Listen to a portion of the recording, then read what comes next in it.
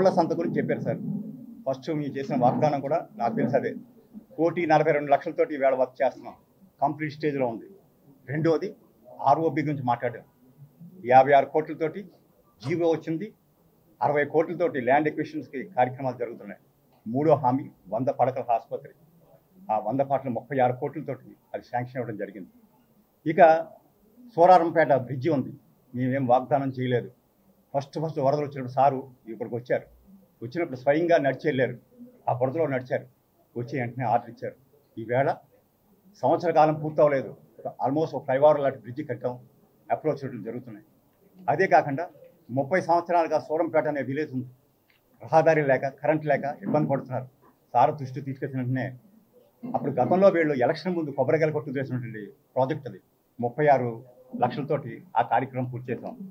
అదే కాకుండా ఈ పిఠాపురం నియోజకవర్గంలో రాష్ట్రంలో సెకండ్ హైయెస్ట్ రూరల్ ఏరియాలో 30 కిలోమీటర్ల రోడ్లు వేసాం. 22 కోట్లతో ఎన్ఆర్జీఎస్ వర్క్ చేసాం. 11 కోట్లతో బీటీ రోడ్లు వేసాం. 10 కోట్లతో ఆర్ఎన్బి రోడ్లు వేసాం. అదేవిధంగా ఈవేళ ఎన్ఆర్జీఎస్లో ఈవేళ చూడమన ఢిల్లీ నాణ్యత కానీ క్వాలిటీ కానీ నభూతో నా భవిష్యత్. నాకు తెలిసి ఆంధ్రప్రదేశ్ చరిత్రలో ఇంత క్వాలిటీ రోడ్స్ ఎక్కడా జరగలేదు. దానికి ముఖ్య కారణం పవన్ కళ్యాణ్ గారే. ఎందుకంటే ఆయన నేతృత్వం శాఖలో ఒకే ఒక్కసారి 13,342 పంచాయతీల్లో గ్రామ సభలు నిర్వహించి వారికి కావాల్సినటువంటి తీర్మానాలు చేయించుకొని ఆ తీర్మానాలను ఇంప్లిమెంట్ చేశాం. రమారమి 300 రోడ్లు ఇక్కడ కంప్లీట్ చేశాం. ఇంకా తదుపరి ఒక 40-50 కోట్లు కూడా ప్రతిపాదన సిద్ధమై ఉన్నాయి.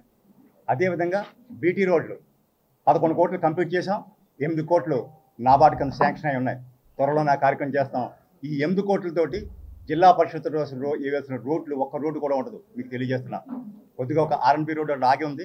అది కూడా పెండింగ్ పేమెంట్ గురించి ఆగింది. అది కూడా త్వరలోనే స్టార్ట్ అవుతుంది. దాంతో అది అయిపోతుంది. ఇదే కాకుండా 3 కోట్లతోటి సార్ వచ్చి విజిట్ చేసినప్పుడు ఉపాధ్యాయుల ప్రతినిధులు వచ్చి చెప్పినప్పుడు 30 స్కూళ్ళలో బౌండరీ వాల్స్ 3,30,00,000తో శాంక్షన్ చేశాం. 4 మినహాయించి మిగతా అన్ని కూడా కంప్లీట్ చేశాం. అదేవిధంగా సార్ విజిట్ చేసినప్పుడు ఈ ల్యాబ్ అయ్యి ఇబ్బంది పడితే స్వయంగా సొంత నిధులతోటి అనేక పాఠశాలలకి సైంటిఫిక్ ఎక్విప్మెంట్లు ఇచ్చారు.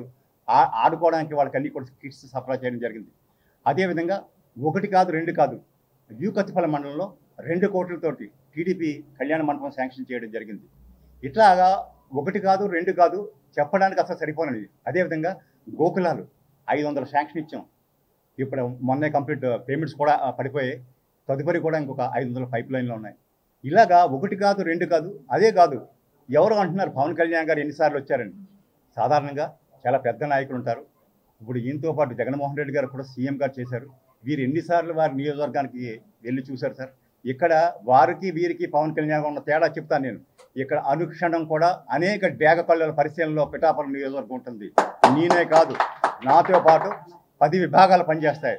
ఇక్కడ స్వతంత్రంగా పీడీ అనే వ్యవస్థను ఏర్పాటు చేశారు. దానికి ఒక డైరెక్టర్ని అపాయింట్ చేశారు. వారు నివేదిస్తారు. ప్రతి సోమవారం కూడా ఇక్కడ గ్రీవెన్స్ జరుగుద్ది. సభలో ఇచ్చిన ప్రతి గ్రీవెన్స్ కూడా సార్ దృష్టికి వెళ్తుంది. మాకు వచ్చిన ప్రతి గ్రీవెన్స్ కూడా సార్ దృష్టికి వెళ్తుంది. ఇక్కడ ఆషామాషిగా కాదు, ప్రతి గ్రీవెన్స్ని కూడా అటెండ్ అయ్యేటువంటి వ్యవస్థ పవన్ కళ్యాణ్ గారు ఇవాళ మంగళగిరిలో ఏర్పాటు చేశారు. అనేక రకాలుగా అనేక రోజులుగా ఇక్కడికి రమారమి సారు ఎలక్ట్ అయిన తర్వాత 4 పర్యాయాలు వచ్చారు.